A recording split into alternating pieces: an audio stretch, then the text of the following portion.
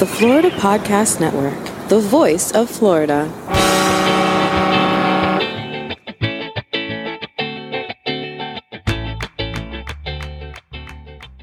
This is episode 6A of the Finding Florida podcast on the Florida Podcast Network, Billie Swamp Safari Destination Preview. Welcome to Finding Florida, the podcast that takes you from country to the coast. Join your tour guides, an unlikely pair, city girl Jemmy and country boy Glenn, as they explore the amazing sights and sounds of the Sunshine State. Thank you for joining us on this lead up to the 6th adventure of the Finding Florida podcast. On our next episode, we will take you on an adventure into the wetlands and wildlife of the Billie Swamp Safari on the Big Cypress Seminole Indian Reservation. We ride an airboat and hear Jemmy scream, take a swamp buggy tour, play with critters, and she forced me to do some of that, and meet some colorful characters. As a bonus, we were able to check out a rodeo, which was Jemmy's first, and It was so we'll find out how that is. Special thanks to Melissa Sherman, Operations Manager at Billie Swamp Safari, for providing us with our adventure passes. You can find them at billieswamp.com. That's BILLIE swamp.com. And thanks to Big Cypress RV Resort and Campground for putting us up. You can find them at bigcypressrvresort.com. So we had a really great time at the Billie Swamp Safari just above the Everglades. In fact, here are a few quick clips. So we are here with Chris and Richie. What is your favorite part about bringing your kids here? A little bit of the history of Florida and just our true native environment and all that good stuff. 4 logs make up their fire. Each one of those logs points in a very specific direction. North, east, south, and west. So they'll take a 5th extra log and they'll throw it into that fire in whichever direction they were headed. We have a capybara in the critter show. You know how I feel about capybara. Oh yeah, he's a sweetheart. You've never seen one before, and I'm like, yep, they're the biggest rodent in the world, right? Yeah, I want to snuggle. You want to snuggle until they start chewing on it. Okay, I'll snuggle. I'll wear a bubble suit. You have to live in a cinder block house completely in order to avoid them chewing on everything. Oh my God. He got trampled. Oh, and they just ran over. The clown got trampled. God, the clown got trampled too. I don't know if I can handle Oh this. my God. It was a fun close-up look at Florida Seminole Indian tribes culture and people. And that episode will be out tomorrow. I can't wait. So good. But on this episode, we talk about the history of the Seminole Indian tribe in Florida, meet a Tribal Council Liaison, Raymond Garza, and then get into a whole bunch of other fun Florida stuff, like some Florida travel tips from locals and a double dose of Florida. Listen in. Florida, where you get school credit for learning to water ski. Just a quick reminder for you to go ahead and jump into the FPN Insiders on Facebook. It's a closed group exclusively for super fans of Florida Podcast Network and its shows like Finding Florida Podcast. We've had a bunch of people join since our last episode. So shout out to Zach, Howard, Rachel, Stephanie, Cindy, Miriam, and Alan. We love you guys. Thank you for joining in. It makes us feel super special that you want to be part of the conversation. If you haven't looked up FPN Insiders yet, do it today. Glenn and I look forward to meeting you in there. Hey, we just did an interview, too. I wanted to mention this to everybody with some of our friends, Helena and Buck, from That Newport Show out of Rhode Island. It's a local show all about Newport and Rhode Island. And they interviewed us about our Finding Florida show. That's out now. You can find it at thatnewportshow.com. Yeah, we got a little bit of behind the scenes on ours and their show, too. Yeah, it was really So it was fun. It was good. Thanks for all your comments, messages, and emails. Oh, hey. Glenn, I forgot to tell you. So one of my friends, Elizabeth, we were catching up the other day, and she's Jordan's friend, Alex's mom. And she said, I think I got that. yeah, she said that she saw the blog post that I did for Legoland. And a couple weeks after I put it up there, they actually went to Legoland because of it. Oh, wow. How cool is that? Did they like it? They loved it. They had a great time. But what made me really excited, Glenn, this is working. Like, us saying we go to People are actually places and we have a good time, it's working. Winning. People do seem to be enjoying the show. We're getting a lot of comments, and here's one from Desmond in Jupiter. He says, I love these two. Glenn and Jemmy have put together an amazing show all about having fun in Florida, but they are huge champions of the art of podcasting and helping the rest of us be the best we can at whatever we do. He said, thank you both. Well, Desmond, that's a high compliment coming from a radio guy. He knows what he's talking about. He has an ear for the good stuff. So I'm so glad he thinks we're the good stuff. I know. And we have a lot of other comments too. We'll save you from those right now.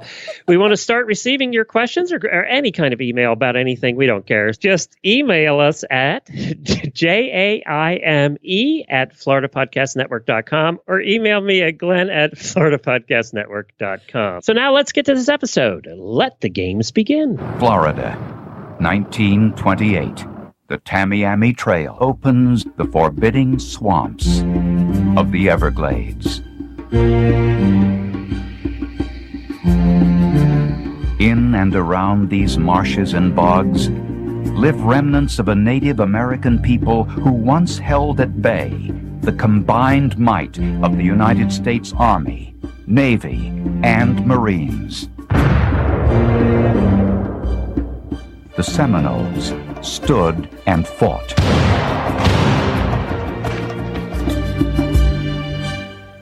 Are you curious about what other podcasts might be popping up around Florida? Well, head to floridapodcastdirectory.com and check out the podcasting talent in your own backyard. But something else that is in all of our backyards is Billie Swamp Safari and all the Seminole Indian reservations. Wow, I didn't realize what a history, and they've been here for so long, and they have such a culture and everything. It's such a beautiful, beautiful people, Glenn. I'm so glad that we did this trip. Yeah, I am too. And it was something that everybody knows a little bit about, but not a lot about. No. And I think a lot of people don't realize that there are activities there on the reservation, and there are things to do. I think a lot of people realize there was a casino because we saw that one. There were a lot of people at the casino. They had found their way to the casino. But the Billie Swamp was something that I don't think a lot of people know a lot about. So we're excited to bring you that in tomorrow's episode B. But first, let's talk a little bit about the Seminole Indians. Jemmy and I love adventure. We love doing fun things, but we're also history nuts. And even though Florida's a crazy place, we're actually really proud of being from here. And so, it has some interesting history. And the history of the Seminoles is that way, too. They began, bands of the Creek Indians from Georgia and Alabama migrated to Florida in like the 1700s. And they did that because the Europeans started coming in and there started to be more conflicts with the tribes. And they really just wanted a more peaceful place to live. So they headed south. They ended up in Florida. Now, they ended up in the panhandle of Florida at first. And they were in the panhandle in northern part of Florida, even above Ocala and Gainesville here. It was in the 1770s when the Florida Indians, they were all these groups that had come down, collectively became known as Seminole. And basically Seminole means wild people or runaways. So they came kind of like a hybrid band of people. Yep. Gotcha. And in addition to the Creek Seminoles, there were a few Aboriginal groups that were already here. Plus, very interesting, the population also increased with runaway slaves who found refuge among the Indians. So, and when you go visit that area where we were in Seminole territory there, you're going to see a lot of African Americans there. And that all stems back to that. In 1817, what happened was there were conflicts that escalated, and they became 3 wars against the United States. The Seminoles and the United States started fighting. Can't imagine why they didn't get along. Andrew Jackson invaded Spanish Florida and attacked several key locations. And what happened was it pushed the Seminoles farther south toward the Everglades. And after the independent United States acquired Florida from Spain in 1819, by the way, which was sold to the United States for $5 million. So Florida was sold for $5 million. Its settlers increased, and then the pressure became great on the Seminoles to move or give up their lands. And there was an Indian Removal Act that was passed in 1830 where the U.S. government attempted to relocate the Seminoles to Oklahoma, causing yet another war, which was the Second Seminole War. That sounds awful. After defeating the U.S., get this, the Seminoles defeated the U.S. in early battles in the Second Seminole War. The Seminole leader, Osceola, and you'll hear County. that name if you live in Florida. The Seminole leader, Osceola, who I didn't know anything about, was captured by the United States in 1837 when U.S. troops lied to him and said they wanted to talk about peace, and they took him captive. In May of 1858, when the United States declared an end to the conflicts in the Third War with the Seminoles, more than 3,000 of the Seminoles had been moved to the west of the Mississippi River to reservations out there, and that left 200 to 300 Seminoles remaining in Florida, hiding in the swamps down by the Everglades. And never signing a peace treaty. That's correct. So that's why they say they're the only ones that were never conquered. Yeah. And that's something they should be very, very proud of. They are very proud of that. You hear it all the time when you're there. Yeah. For the next 2 decades, little was seen of them. They were hiding. They were down there. And we got a taste of what those conditions must have been like in that swamp. Yes. It wasn't pleasant. Wow. There's a lot of weird critters in Florida. There are. So they had to deal with all of that. There's a lot of things out to kill you. Yeah. They had to deal with all of that to live there. It's insane. Crazy. But they found ways, and you learn about that when you go there. The interesting ways they found to live, and how they used all the resources of the swamp to really improve their lives. In 19th century, what happened was there were trading posts starting to open in Fort Lauderdale and other places like that, and the Seminoles began venturing out to do trade. In the late 1950s, a push among the Indian tribes to organize themselves, and they began to draft their own charter. The tribes came together, and they basically formed their own independent government by adopting a constitutional form of government. And that happened in the 1950s. This allowed them to act more independently. So in 1957, they voted in favor of the Seminole Constitution, which established a federally recognized Seminole tribe of Florida. And that's where the Seminole Florida started. In 1970, the Indian Claims Commission awarded the Seminole tribe $12,300,000 for the land taken them by the U.S. military. So 2.5 times what Florida, the whole entire state of Florida, was originally bought for. And that was all the tribes collectively in Oklahoma and Florida. But they were awarded that. And then, interestingly, that was pennies compared to what was to come. Because in 1975, the tribe established tax-free smoke shops and high-stakes bingo operations. Winning! Yes, it became the first tribal gaming endeavor in the United States. Cha-ching! He was the first ones to do it. They, the ventures, particularly the gaming, have generated significant revenues. Oh my gosh! A 2005 tribal audit said it took in $1.1 billion in revenues that year. All right, so where do I turn in my blood to see if there's any chance? Well, that you got to be a quarter Seminole, by the way. To well, there's some history. I know there's some history on my mother's side of the family. It's a different tribe. Darn it! So others, in 2007, the tribe had owned the Hard Rock Cafe franchise and established it in their hotels and casinos. And now they have a total of 7 casinos. Tourism, both as related to the casinos and in terms of attracting people to the reservations, fishing and hunting and guided tours and all of that, and Billie Swamp, are part of their economy. But other significant parts currently are citrus groves. They still have some. Oh, yeah. Believe it or not, Florida, there's not many left. Cattle farming. We saw millions of cattle when we were down. Forestry, which obviously there's a lot of woods down there too. So cattle was brought in the 30s as a way to help the Seminoles, and now it has become the 12th largest cattle operation in the country. Wow. It's incredible, the cattle operation. They employ a total of 12,000 people. So, between the casinos and the headquarters. They said, they were saying that they're just all involved with the tourism there, basically, at this point. Tourism and all of those agricultural based industries right there. They're figuring out how to, live and thrive, and they're evolving all the time. To the tune of billions of dollars. We donated a little bit to their casino. Just a little bit. But it was a very interesting history, and I hope by hearing that you learned a little bit about the Seminoles. Everybody's heard of Seminoles, obviously, if you live in Florida. Yeah. So now you know a little bit about the history of the tribe, and it was one of my highlights is learning about that. Well, thanks for putting all that together, because it was an interesting place to see, an interesting place to be.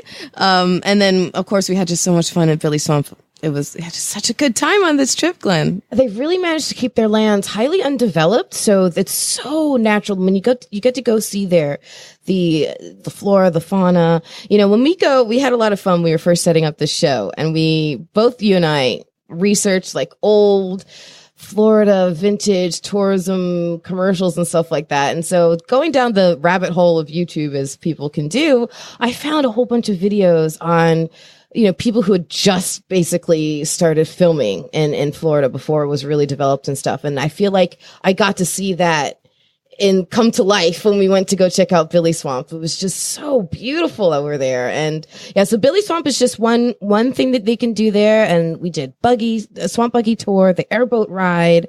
Got to play with animals and critters and all kinds of fun stuff. It was a time. You know what though? One of my favorite things about the trip, Glenn, was checking out and trying to count the alligators on Alligator Alley on the way there in the first place. Yeah, we did see a few. And it was we went from the casino that night to where we stayed at the campground. And we drove for 40 minutes and did not see another car. For you, that must have been surreal. It was really weird. I'm like, wait a minute, something's missing. We actually thought we were really lost because we didn't see another car. We're really convinced. I'm like, okay, now we're just driving on faith and hope and gasoline. And another cool thing, we got to stay at the RV resort, but you can actually stay what they call a chickie, which are these little hut things that are right there at the Billie Swamp property. And I mean, talk about rustic. If you like rustic, I was not feeling that rustic, actually. I really wanted a bathroom and electricity. Electricity and heat and no snakes crawling up my bed at night.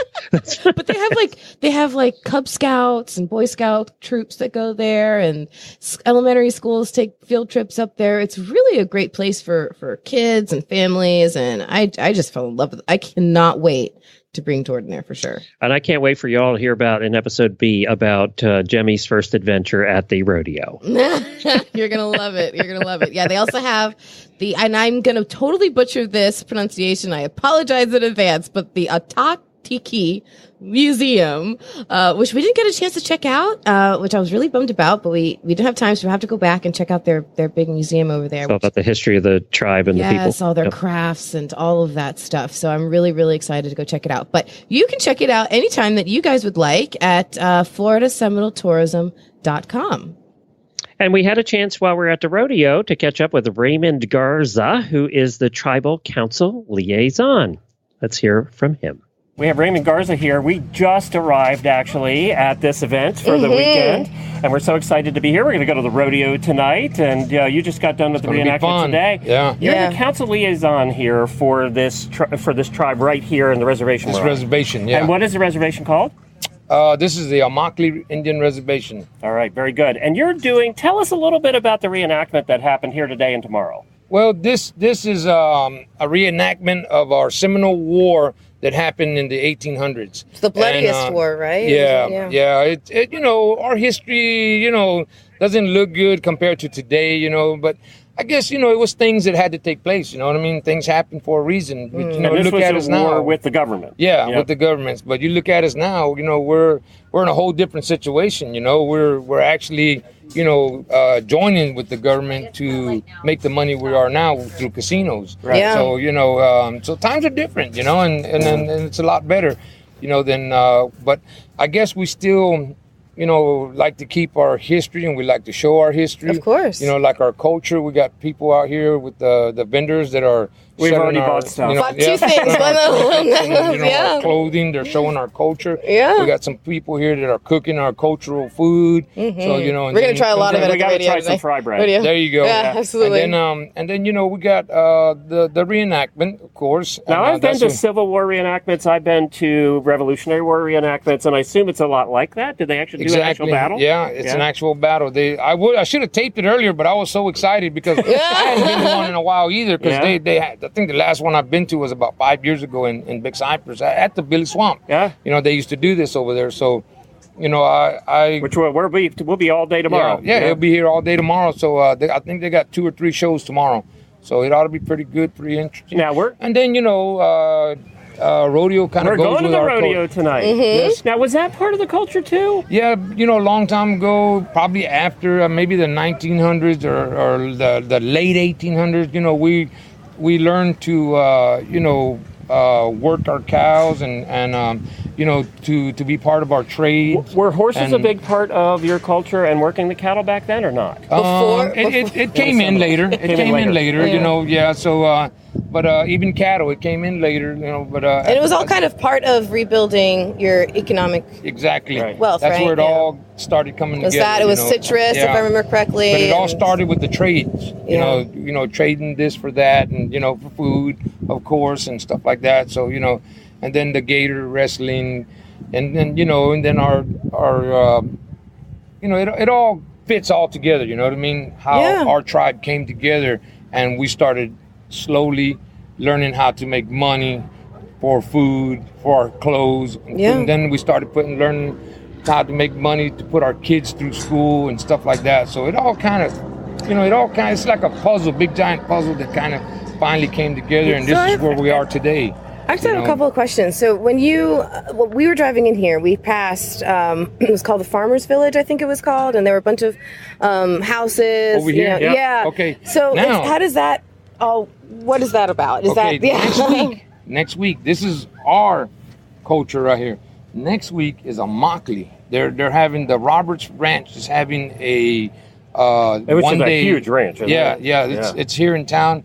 Now that's part of a Mockley's culture, and what you see there is a farm workers village, because a Mockley, I'd say about 15-20 years ago, used to be a big labor camp, and the farmers used to be the big thing here. Now farming. What could they grow? Peppers, tomatoes, cucumbers, jalapenos, you name it. They grew it right here in this town. So, Mockley has always been an agricultural town. So, it was like a big labor camp at one time. But, later on, as the years went on, farming kind of went out. It kind of died out. It kind of died out to the big commercial guys, the corporate guys. So but cattle's still a big part of the culture. Yeah, they're still We I think people don't realize how big cattle is to Florida. It's like the 7th largest cattle. We own a lot of cattle, on the board side, because our tribe consists of two sides. We got the government side, and we got the business side, which is the board side, corporate board. So they're the ones that handle all the agricultural stuff, the cattle, the farming, the citrus, stuff like that. So it's interesting. How long do you guys prepare for the battle reenactments, and how is all of that organized? This actually came together pretty quick. Yeah. But like you said, what's her name in there? She's very amazing. Melissa.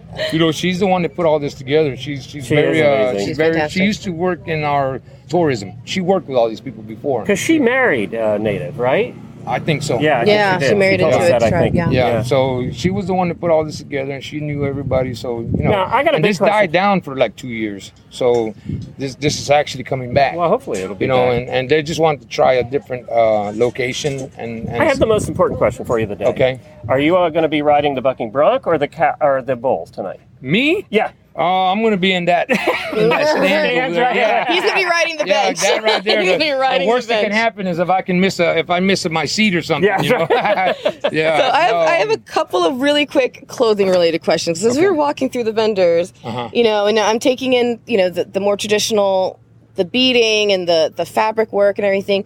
Where did those patterns come from? Was that always part of the culture before The invasion? I guess, you know, later Where did that come from?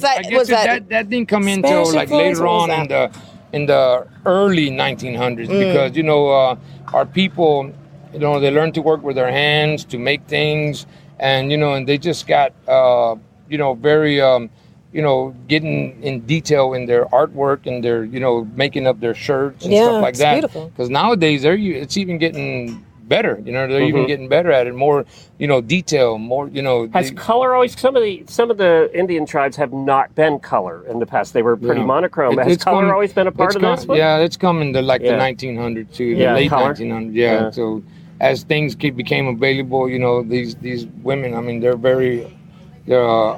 You know, they really get into their arts and crafts.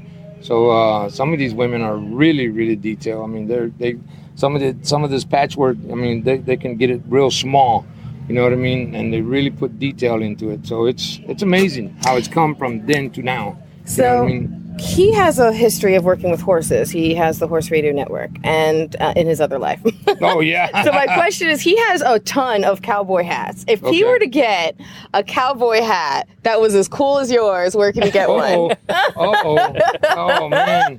Probably in Okeechobee. Yeah, that's what I was going to say. Okeechobee's, that's a cowboy town there. Gotcha. Okay. Nothing local. Nothing local.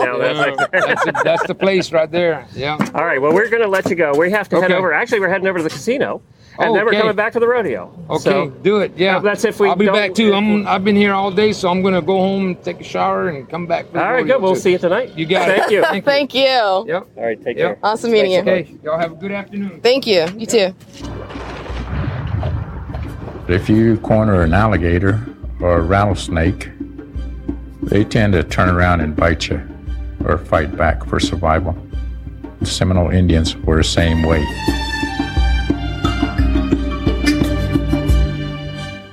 Guess what time it is, Glenn? What time is it? It's time for us to find out more fun stuff about the state of Florida. We need the sunshine and palm trees of Florida. Florida. When you need it bad, we've got it good. When you don't need it bad, come to Florida. We need it bad. Alrighty, so Visit Florida, who we may have mentioned once or twice before. It's the umbrella of visitors travel bureau space in Florida, and they recently they had a Twitter chat, and the first question that they asked, I thought the answers were just too good not to share. So the question they asked were, what are some of your best Florida travel tips, facts, or secrets? So some of the answers that we got back, so everybody jot down these notes, get your pens and your pencils and your phones or whatever, take notes because they're good. All right. So CR Water Sports said that the colder it is, the better it is to see the manatees in Crystal River. So that's something that we should keep in mind when we plan our trip to go out to Crystal River. A Dollop of Disney said to stop. I love this one. This is probably one of my favorite ones. Said to stop at the Welcome Center as soon as you come into the state and get some orange juice and a picture of the welcome sign. Glenn, we don't have a picture of the Florida, the Welcome to Florida. I remember doing that when my mom and dad brought us as little kids to Florida back in like the 1970s when Disney had first opened, and it was a big deal to stop at the Welcome Center. I've never done it. I can't believe that's true, but I've never done it. So E-Tags wrote to drive along the Keys, that driving along the Keys is a must, and I instantly thought, okay. Yeah. If you're under the seat, you're driving, maybe. It's a must for anybody except for a sober Glenn. There's no way I'm getting Glenn to drive across all those bridge phobic a little bit. Just a little bit. All right. So this one is relevant to something you just did, Glenn. Mrs. Walker Craft wrote that kids can collect stamps from each country and create free personalized souvenirs at 11 World Showcase KidCot craft stations at Epcot. You just went to Epcot, didn't you, Glenn? Yes, I did. We just went to Epcot. We had a good time. We ate in Germany for the first time in like 30 years. Nice. They have a smorgasbord there, and all the brats and nitzels you want. So we had a lot of brats and nitzels, and then felt like lead weights for 3 days. And there's some in the freezer for me next time I visit, right? That's right. I'm assuming. Okay, so you didn't collect stamps, but it sounds like you. No, we did not collect stamps, but we did eat. We did eat our way through Epcot like everybody does. Well done. Well done. Mark Lee wrote to come to the Keys for snorkeling, diving, fishing, and kayaking. I thought, wow, we were just there and we managed to do none of that. Our bad. Drinking, eating. We took a totally different route through the Keys. Oops. One of our insiders, Cindy, she said that in hot weather, rise a little earlier to beat the heat, which I think is actually a really good tip. Take an afternoon break, resume in the early evening. Keep window shield sunscreen in the car. Do you have one of those big? Yes, we do. I don't. Maybe I should get one. Good tip, Cindy. We do. And Jennifer's adamant about putting it in the window, too. She says to cover your steering wheel with hand towel and never, of course, leave pets or children in the car. Something people highly underestimate is the heat in Florida in the summer. So even now, the car gets really hot from the sun. That's true. That's true. Yeah. But yeah, especially if you're coming when it's really, really hot, summer months. These are great tips from Cindy. All right. Diva Social said, best time to travel to the theme parks because they have low rates and light crowds is January through early May. So that's a little side note for everybody. And I'll give you the biggest tip of all. By the way, there is no great time for low crowds anymore at the parks. That's a myth. But the slowest week at the parks, and this includes Universal, is the first week after kids go back to school. So in September, when that's the sweet spot. Was it Labor Day or Memorial Day in September? Labor Day. Okay, that first week after Labor Day is the slowest week of the year. We went to Universal and literally walked on all the Harry Potter stuff. We never saw another person in line. We walked right through that whole building with no other people. We didn't see anybody else. It was eerie. And we got to the ride, and that's the first time we saw people. We ran around like 7 times. Oh, my gosh. Yeah, so that's the week. Then we talked to many employees who said that's the slowest week of the year. So I will plan that now. When I'm sending, the problem is your kid just went back to school. I will let his dad know he has extra responsibilities for the next few days. Very good, very good. Tana said, for all the dog lovers out there, she said one of my favorite things here is small, but she said that she loves all the off-leash dog beaches that I never really thought about it. I know that one that's local, but we do have a lot of off-leash. We took our Greyhound over to Daytona Beach, has one. Yeah. And at the south end of Daytona Beach, and we went over there. It was the first time she ever saw the ocean. And Greyhounds are kind of wimpy. But she actually got her feet in, but that was about all she was interested. She wasn't swimming. Because I just remembered a friend of mine telling me about how he was jogging on the beach one day. He didn't realize he had crossed over to the dog side. The dog side. And so he's running and all of a sudden this like big Greyhound thing, not Greyhound, a big, what are the big police dogs? The German Shepherd. Like charging at him. He got all freaked out. He didn't realize he was on the dog beach. So you got to watch out for those signs. Yes. All right. Let's see. Chef and Bride wrote, wear sunscreen. That's always very important. I'm so glad and grateful that Glenn put dutifully some sunscreen on my nose when we were in Coco Gang because it's the one place that I need it the most. So thank you, Glenn. And then Lara, I thought her answer. And you know what? That goes for Floridians too, because we went out yesterday. We took the horses out to a park, and it's always shady. Except we went later in the day, and the sun was directly overhead. It was not shady, and the back of my neck is burned. Ooh. So even in Floridians need to do it. So true. And I thought this next answer from Lara was pretty funny. I read it. I was like, oh, she is not going to like our act. She wrote, I refuse to share as a Floridian so we can keep those special places off tourist maps and enjoy time away from the masses of snowbirds clogging our streets, restaurants, and beaches. God, I hope she doesn't listen to our show. She's not going to like our act. Nope. She will hate it. But the best answer of all the answers I saw come in this Twitter chat from Visit Florida came from a kid named Frankie. He wrote simply, and I quote, beware of alligators, sinkholes, hurricanes, downtown, Florida man, traffic, sharks, mosquitoes, snakes, old people driving, lightning, and public schools. And Frankie, that pretty much covers it. You won the Twitter chat for that day. Excellent. Well done, Frankie. We do have a lot of crap that goes wrong here if you think about it. I thought that was the best answer overall. Oh my God, you had me in stitches. And we are in the stormy day right now. It's pouring outside. So welcome to Florida. Welcome to Florida. All right, guys. So we want to quickly replay and reveal the answer for last episode's mystery sound. Play it one more time before the big reveal, Glenn.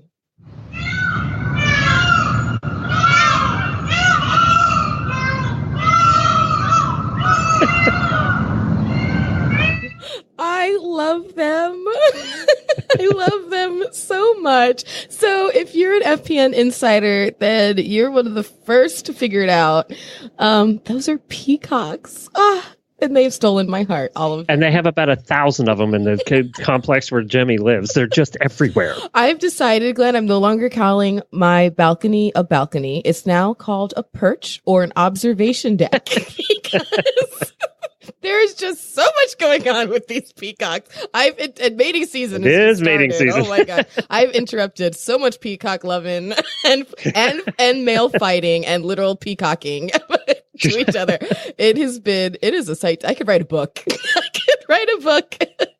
They're very social animals. I'm figuring it out. It's really interesting. But yes, those were peacocks and I love them.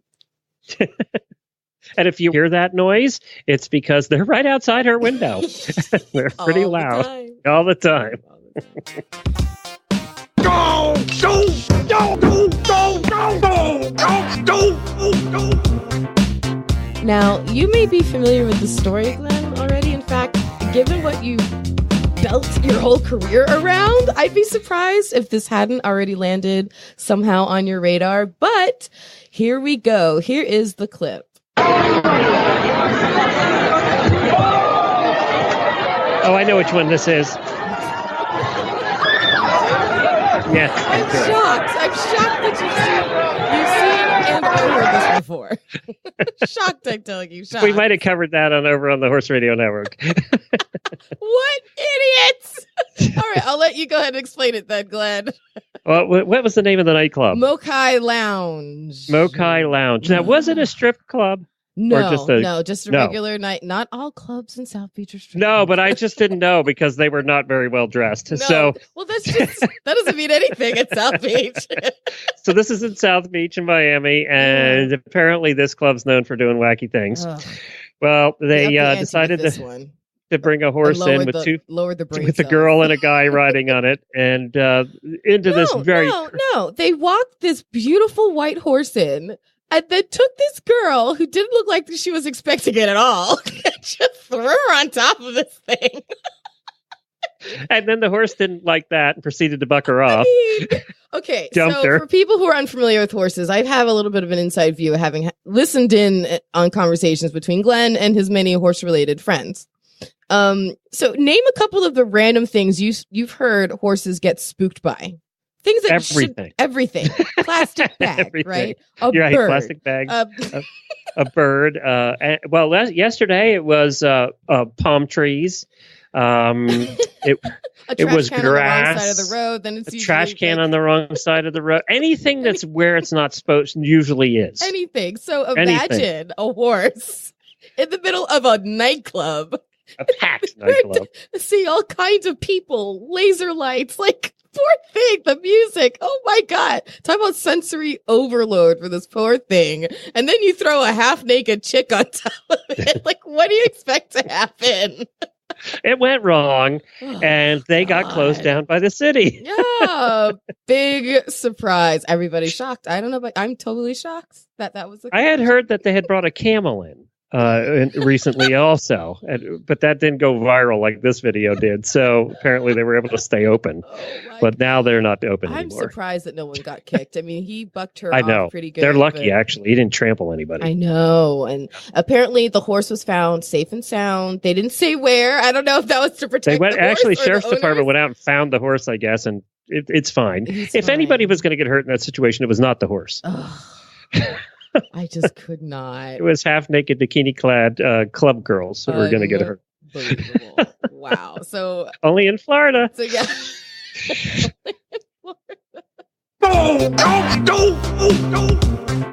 And aren't you guys lucky? This is a double dose episode. We've given you 2 It is hard for us not to do 1,000 Florida things every month. There's so much material. I usually have to pick the cream of the crop. So thank you to all the Florida men and women who do the things that can contribute to this segment. Oh my gosh. You make my job more difficult, yet easier and more fun at the same time. All right. So with this Florida segment, it has a little bit of everything, Glenn. A love triangle, a bizarre crime, a lovely dinner.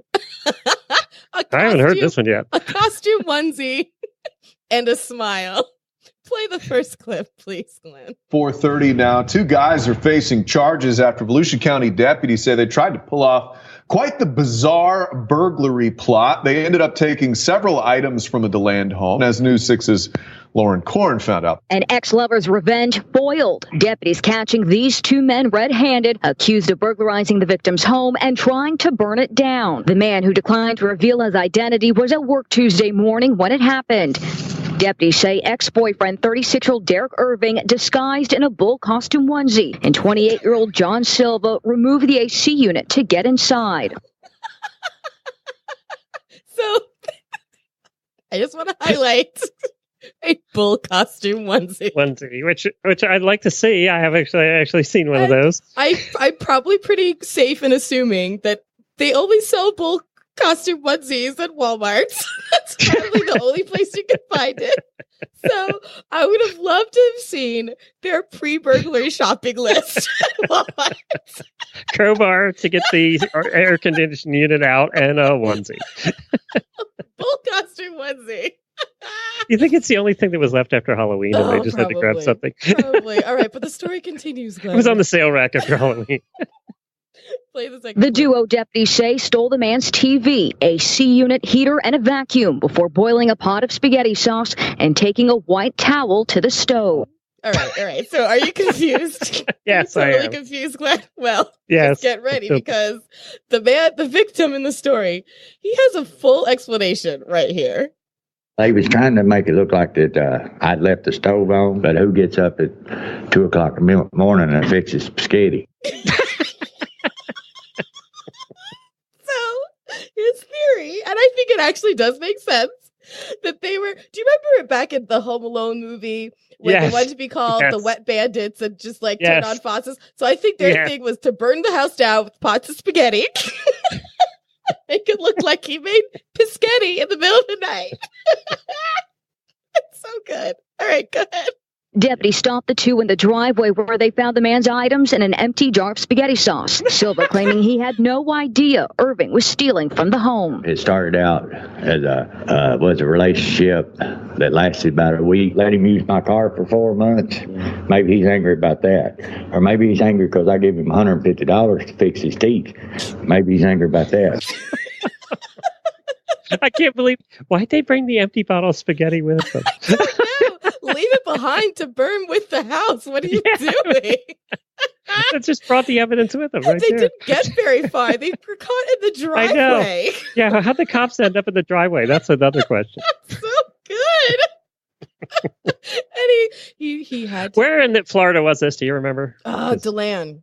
Oh, there we go. Yeah, Okay. so. All you in DeLand, you must be so proud right now. But none of us are exempt. None of us are exempt. There's been these stories all over the state. Oh man, yeah. If we start running our mouths, next episode. If we go to West Palm Beach next, we'll have a few. Well, thanks for coming along with us once again as we are finding Florida. There's just so much to do at the Seminole Indian reservations, and you just got a sneak peek into our adventure episode for Billie Swamp Safari, which will be coming out tomorrow. And for our next adventure, we head to Tampa Bay. We'll be finding all of their hidden treasures along the Riverwalk. So check out our agenda, which we'll be putting up at findingfloridapodcast.com. next adventure. If you're interested in meeting us out at one of these stops, find the info there. Again, it's findingfloridapodcast.com/next adventure.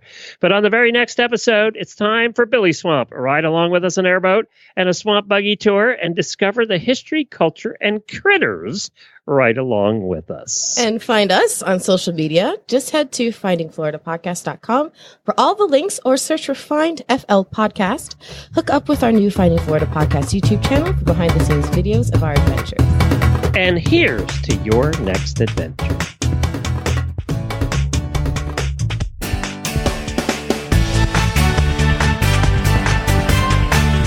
We talk about the history of the Seminole Indian tribe of Florida. You're going to say it wrong, aren't you? You do it. See if you can say that word. Okay. Or you can email me, GLENN @FloridaPodcast. Email Glenn. See, we need to do this in the morning, not afternoon. Somewhere.com. Well, let's get through this first section. Can you hear the guy? Yeah, I can. No. So let's just get through this. Randomly sound like I'm using a vibrator over here. That's what I keep wondering. Like, does it sound like? Okay, that should go in the outtakes. What? No, I swear.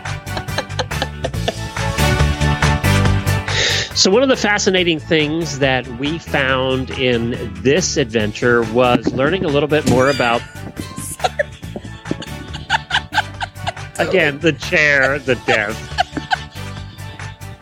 That's the sound of me knocking my microphone off the table. Sorry. You okay now? Yeah, I'm fine. Okay. 3, 2, 1.